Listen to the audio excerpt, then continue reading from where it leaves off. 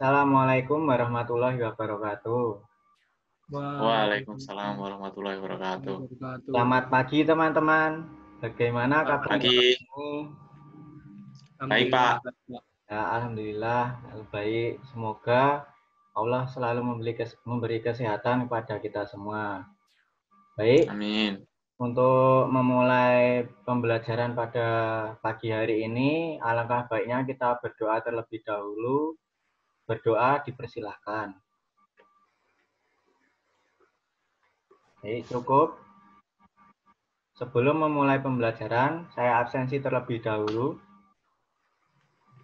Frendi Febriantoro. Hadir, Pak. Hadir. Nur Ahwan. Di kelompok lain, Pak. Wahyu Putradi. Kelompok lain juga. Terus Prasetyo. Hadir, Pak. Afrizal. Kelompok lain, Pak. Baik, jadi sudah saya absen, mari kita lanjutkan mengenai pembelajaran pada pagi hari ini. Pada hari ini kita akan membahas mengenai arsitektur mikrokontroler. Jadi ini merupakan materi lanjutan dari pertemuan sebelumnya yang mengenai tentang arsitektur mikroprosesor.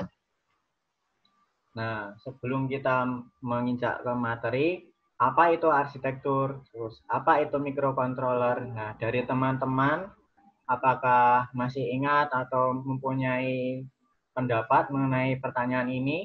Dipersilahkan. Apa itu arsitektur, terus apa itu mikrokontroler. Baik, Mas Prasetyo, bagaimana? Ya, saya mau memberi pendapat mengenai arsitektur. Itu kan kemarin sudah disampaikan kalau arsitektur itu adalah sebuah rancangan. Ya. Terus, sudah? Ya, mungkin dari saya itu saja. Kalau Mas Randy mau menambahkan. Terima kasih. Terus Mas Randy mau menambahkan? Kalau arsitektur sama sih, Pak. Cuman saya mau menjawab yang mikrokontrolernya. Nah, mikrokontroler itu penangkapan saya itu alat yang digunakan untuk memprogram atau membuat coding untuk mengendalikan sesuatu alat atau apa seperti itu, Pak. Baik, bagus sekali jawaban dari teman-teman. Tepuk tangan untuk kita.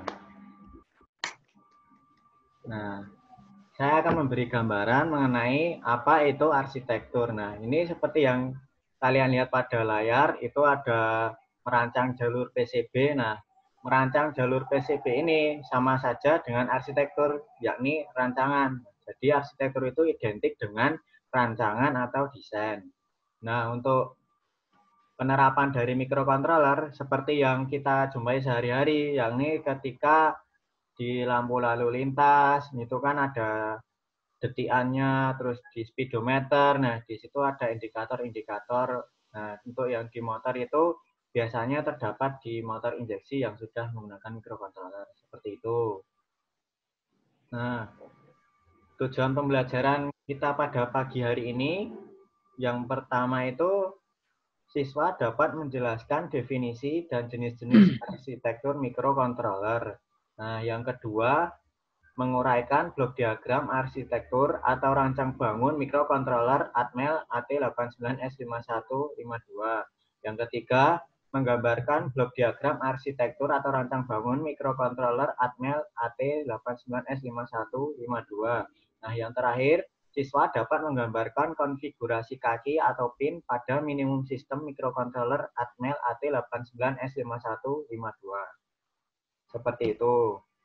Nah, menginjak ke dasar materi, yakni mengenai arsitektur mikrokontroler. Nah, seperti yang disampaikan Mas Frendi dan Mas Prasetyo tadi, sudah benar.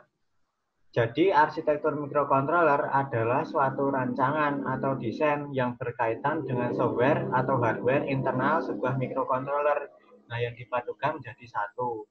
Nah, bedanya mikrokontroler dengan mikroprosesor yang sebelumnya kita sudah pelajari, kalau mikroprosesor itu hanya CPU-nya saja. Kalau yang mikrokontroler itu sudah mencakup gabungan dari mikroprosesor, I/O, serta memori yang dibangun dalam level chip. Nah, jadi mikrokontroler adalah gabungan dari 3 komponen yang dijadikan satu chip seperti yang ada di layar itu bagian kanan itu. Nah, selanjutnya kita akan mempelajari jenis arsitektur mikrokontroler. Nah, berdasarkan internal software design itu ada 2 jenis. Nah, yang pertama itu Complex Instruction Set Computer atau CISC. Nah, yang kedua itu Redas Instruction Set Computer atau RISC. Yang kedua, yakni berdasarkan arsitektur memori itu ada 2 jenis. Yang pertama itu ada arsitektur Harvard. Nah, yang kedua ada arsitektur von Neumann. Nah, seperti itu. Mengenai lingkup apa sih yang terdapat dalam arsitektur tersebut? Nah, itu nanti bisa kalian cari di internet seperti itu dan dikonsultasikan ke saya. Nah, pada pembelajaran hari ini kita memfokuskan ke mikrokontroler khususnya untuk Atmel seri AT89S51 atau 52. Nah, gambarnya seperti terlihat pada layar. Mikrokontroler Atmel ini termasuk ke dalam arsitektur CISC. Jadi yang Complex Instruction Set tadi. Kalau yang arsitektur memorinya menggunakan arsitektur Harvard. Nah, bagaimana sih arsitektur Harvard itu? Kita lihat. Nah, seperti ini. Seperti pada gambar di sebelah kiri, yakni kalau di dalam arsitektur Harvard itu antara memori program atau ROM atau serta memori data atau RAM itu terpisah. Jadi tidak jadi satu kesatuan, akan tetapi sama-sama terhubung ke CPU atau Central Processing Unit seperti itu. Nah, untuk blok diagram arsitektur mikrokontroler Atmel AT89S5152 ini ada berbagai macam blok komponen. Yang pertama intinya itu CPU yang berwarna biru ini.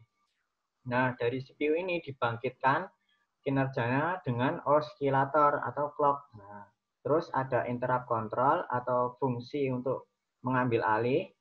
Terus dari CPU ini menggerakkan berbagai komponen. Yang pertama ada ROM atau memori program, terus ada RAM untuk menyimpan data dari register, terus ada timer atau pewaktu. Selain itu ada serial port, itu untuk mengkomunikasikan mikrokontroler dengan laptop atau PC. Terus ada I/O ports. Nah, di dalam I/O ports ini ada 4 dan masing-masing I/O port tersebut dapat difungsikan untuk mengendalikan sensor ataupun motor dan sebagainya. Intinya sebagai input output. Terus ada bus control. Seperti yang terlihat bahwa antara memori ROM dan memori RAM itu terpisah dan ini menjadi ciri khas dari arsitektur model Harvard seperti itu. Nah, ini adalah konfigurasi pin dari mikrokontroler AT89S5152.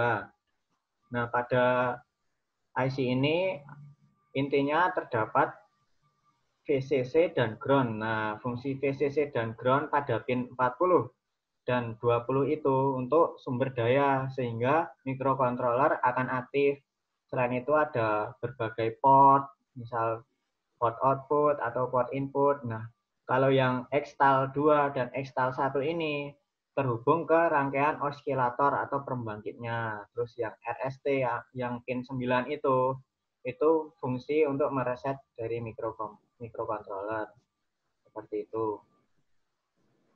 Nah, ini adalah sistem minimum dari Atmel AT89S5152. Nah, ini komponennya atau lebih jelasnya kalian dapat melihat di layar. Nah, sebelah kiri itu adalah tampak depan dari keseluruhan termasuk mikrokontrolernya. Nah, yang berwarna kuning itu adalah port I/O. Jadi di mikrokontroler ATmega 895152 ini terdapat 4 port I/O seperti itu. Terus lanjut ke bagian kanan. itu ada rangkaian reset serta rangkaian osilator. Rangkaian reset itu identik dengan switch atau buton. Kalau yang osilator itu identik dengan komponen kristal. Seperti itu, seperti yang tanda panah dapat kita lihat bersama-sama. Nah, dari penjelasan saya selama pembelajaran ini, apakah dari teman-teman ada yang ingin bertanya atau masih bingung? Dipersilahkan. Ya, Mas Prasetyo, bagaimana? Ini kan di sini tertulis sumbernya plus 5 volt. Ya. Itu kalau diberi selain 5 volt itu apakah tidak bekerja atau malah rusak itu, Pak? Oh, jadi jika diberi tegangan lebih dari 5 volt gitu ya, Mas? Ya, ya lebih atau kurang gitu. Oh, baik. Dari teman-teman yang lain, apakah ada pendapat atau hal yang ingin disampaikan mengenai jawaban Mas mengenai pertanyaan Mas Prasetyo? Dipersilakan. Saya, Pak. Ya, Mas Fendi, bagaimana, Mas? Jadi kalau menurut saya itu, kan setiap komponen kan terdapat tegangan yang harus yang bagus untuk komponen tersebut. Ya. Jikalau di situ terdapat 5 volt, jadi tegangan paling bagus itu 5 volt. Nah, selain itu juga bisa berfungsi tetapi tidak semaksimal yang 5 volt. Juga ada tegangan minimal berapa, lalu maksimalnya berapa. Nah, seperti itu Pak kalau menurut saya. Bagus. Beri tepuk tangan untuk Mas Fendi.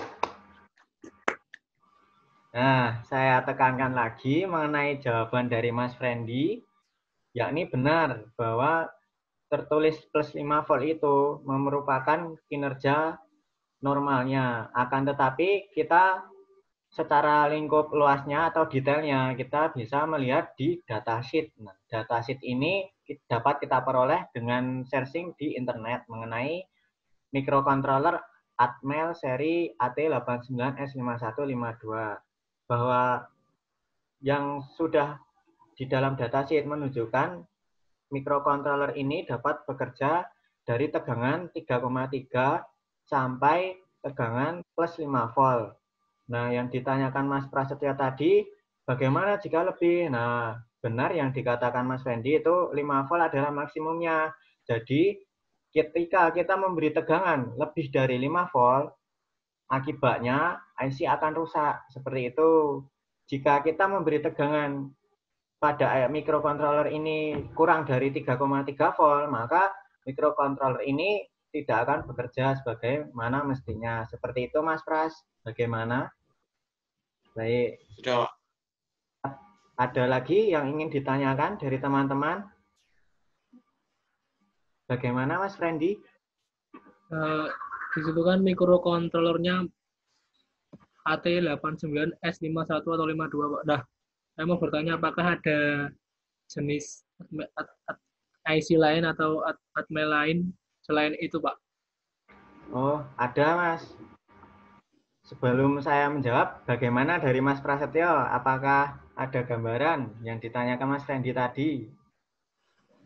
Iya, ya yang ditanyakan maksudnya tahu tapi tidak tahu jawabannya, Pak.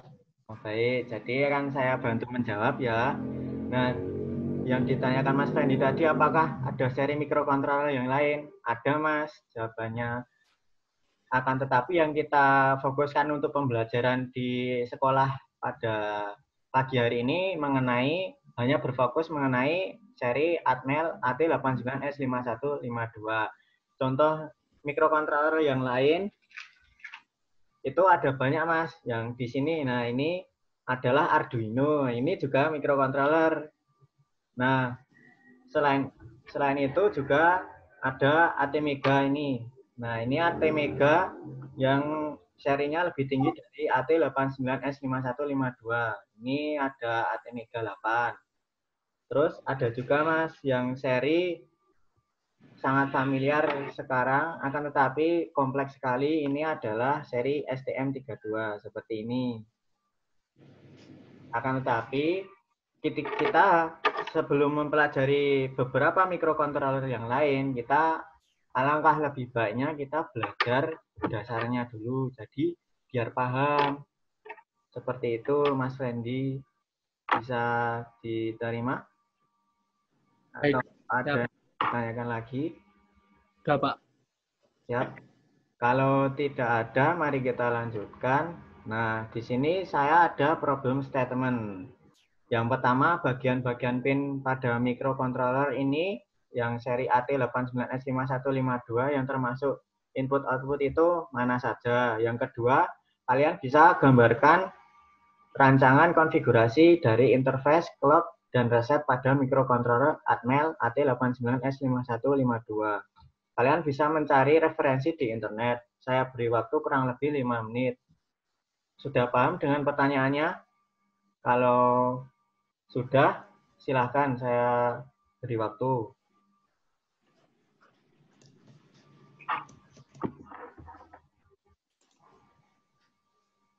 Nanti kalau sudah menemukan jawabannya, bisa angkat tangan ya. Tidak harus kedua-duanya terjawab, masuknya per orang. Jadi nanti biar saling melengkapi. Seperti itu.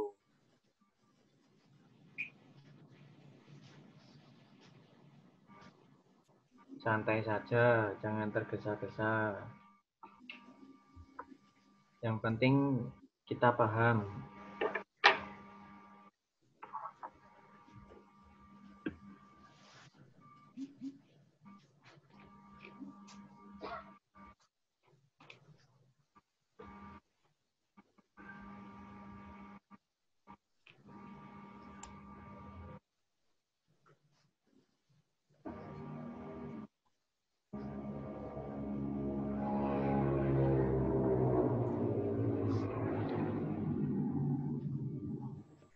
Bagaimana dari teman-teman? Apakah sudah ada yang menemukan jawabannya?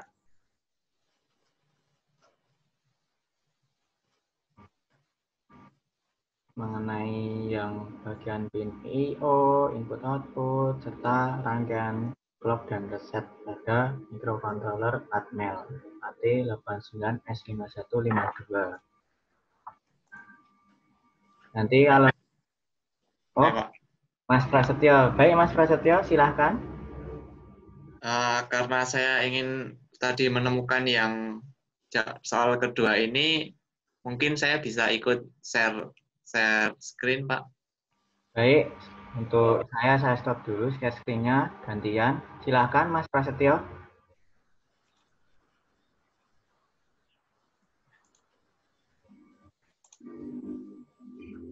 Nah, sudah tampil loh, Pak? Belum, sebentar. Masih belum tampil loh. Sudah. Nah, ini jawaban yang kedua, Pak. Jadi yang ini yang menyambung ke pin reset ini disambungkan dengan switch dan juga VCC atau powernya supaya nanti jika ditekan akan mereset. Ya. Sedangkan untuk X-Tal 1 dan X-Tal 2 disambungkan dengan kristalnya dan juga kapasitor ya, sebagai pembangkit sinyal atau clock-nya. Baik, dari Mas Fendi, apakah ingin menanggapi? Hampir sama sih, Pak. Dari rangkaian kelihatan, jadi pin reset itu diberi tegangan dan diberi switch. Lalu ada kristal yang disambung ke pin kristal itu sendiri, lalu disambung ke ground.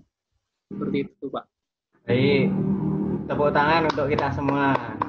Jadi benar seperti yang dikatakan Mas Prasetyo, itu ada pin reset, itu rangkaiannya seperti itu, identik dengan switch, serta ada rangkaian osilator, itu ada komponen kristal. Nah, saya tekankan lagi bahwa di microcontroller ini tulisan resetnya R atau RST itu tidak ada garis bawah, garis di atasnya. Jadi itu menandakan bahwa microcontroller ini aktif high. Jadi ketika pin resetnya ditekan, maka tegangan dari 5 volt akan mengalir ke pin reset, serta pin microcontroller ini akan mengeset program dari awal lagi. Seperti ketika kita merestart laptop seperti itu. Kalau dari kristal atau osilator ini, saya jelaskan lagi bahwa kristal atau osilator ini berfungsi untuk membangkitkan kinerja dari mikrokontroler. Nah, di situ tertulis 4-24 MHz itu adalah frekuensi kerja yang dibangkitkan oleh osilator seperti itu. Mungkin itu, terus mungkin dari Mas Prasetyo juga bisa di stop dulu gantian screen-nya. Nah, saya lanjutkan. Nah, dari soal yang kedua, alhamdulillah sudah terjawab. Dari yang soal pertama, dari teman-teman ingin jawab, silahkan angkat tangan. Oh iya, Mas Randy, bagaimana Mas? Silahkan. Kalau menurut sumber yang saya dapat, Ya. untuk Atmel AT989S51 atau 52 ini, jadi itu bagian-bagian yang termasuk input dan output adalah, nah, ini ada pin 32 sampai dengan pin 39 sebagai port 0. Ya. Nah, untuk pin 1 sampai dengan pin 8 sebagai port 1, Ya. pin 21 sampai dengan pin 28 sebagai port 2, dan untuk pin 10 sampai dengan pin 17 sebagai port 3. Seperti itu, Pak. Baik, dari Mas Prasetyo atau teman-teman ingin ada tanggapan lain? Setuju, Pak, setuju. Baik, saya jelaskan ya. Sebelumnya beri aplaus dulu untuk Mas Randy.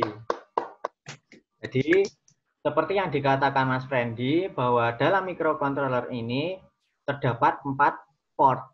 Nah, masing-masing port itu ada 8 pin. Jadi, misalkan ini ada pin kaki nomor 39 sampai 32 itu ada port 0. Nah, di situ ada 0.0 sampai 0.7. Nah, itu menandakan bahwa dalam satu port 0 ini terdapat 8 pin seperti itu, dan untuk pin yang lainnya itu sama juga seperti itu. Nah, dari pembelajaran pada pagi hari ini, apakah teman-teman di sini ada yang bisa memberi kesimpulan sebelum kita akhiri?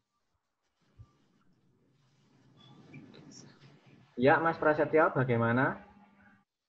Ya, saya mau mencoba memberi sedikit apa yang saya dapatkan dari pelajaran hari ini. Itu mikrokontroler Atmel AT89S5152 itu akan bekerja pada tegangan 3,3 sampai 5 volt. Jika kurang dari itu maka tidak akan bekerja, dan jika lebih ada kemungkinan akan rusak. Dan juga Atmel AT89S5152 ini memiliki 4 port input-output, yaitu port 0, port 1, port 2, dan port 3. Serta memiliki pin reset yang aktif saat high. Baik. Sudah, Mas? Ya, mungkin dari saya itu aja, Pak. Baik. Dari teman-teman yang lain, mungkin bisa menambahkan atau memberi pendapat. Silahkan. Sama, Pak. Baik, sama. Jadi, saya tekankan, seperti yang dikatakan Mas Prasetyo, pada pembelajaran kali ini dapat kita simpulkan. Yang pertama, itu adalah arsitektur mikrokontroler. Nah, dari arsitektur mikrokontroler ini kita dapat mengetahui bagaimana arsitektur jenis memorinya, terus jenis instruction set-nya. Nah, dari masing-masing komponen yang untuk arsitektur mikrokontroler ini berfungsi sebagai penunjang supaya sebelum kita memprogram, kita dapat mengetahui dasar-dasar terlebih dahulu.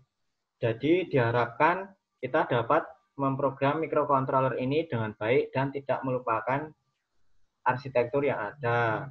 Terus yang kedua, ya ini mengenai mikrokontroler Atmel AT89S5152 itu sendiri, itu mempunyai beberapa bagian. Nah, seperti yang dikatakan Mas Prasetyo tadi, ada juga sumber tegangan, dan dari sumber tegangan itu kita tidak boleh melebihi batas yang tertera seperti yang ada di datasheet. Terus ada rangkaian interface, clock, dan reset, dan kesemua rangkaian itu berfungsi untuk menunjang sistem kerja dari mikrokontroler itu sendiri, dan oleh karena itu dibuatlah sistem minimum ini seperti itu.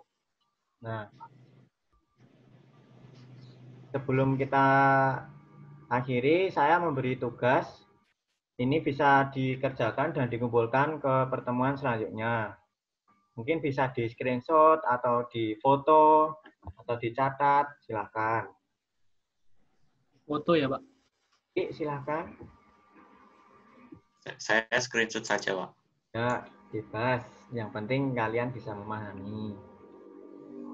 Sudah? Sudah, Pak. Baik. Nah, akhirnya kita telah tiba di akhir pembelajaran. Semoga pembelajaran yang kita dapatkan pada pagi hari ini dapat bermanfaat di kemudian hari. Tidak lupa kita mengakhiri dengan berdoa terlebih dahulu. Berdoa dipersilahkan. Selesai. Baik, terima kasih atas partisipasi teman-teman dalam pembelajaran pagi hari ini. Kurang lebihnya dari saya mohon maaf. Wassalamualaikum warahmatullahi wabarakatuh. Waalaikumsalam warahmatullahi wabarakatuh. Jangan lupa minggu depan pelajari mengenai instruction set dari microcontroller. Terima kasih. Sama-sama.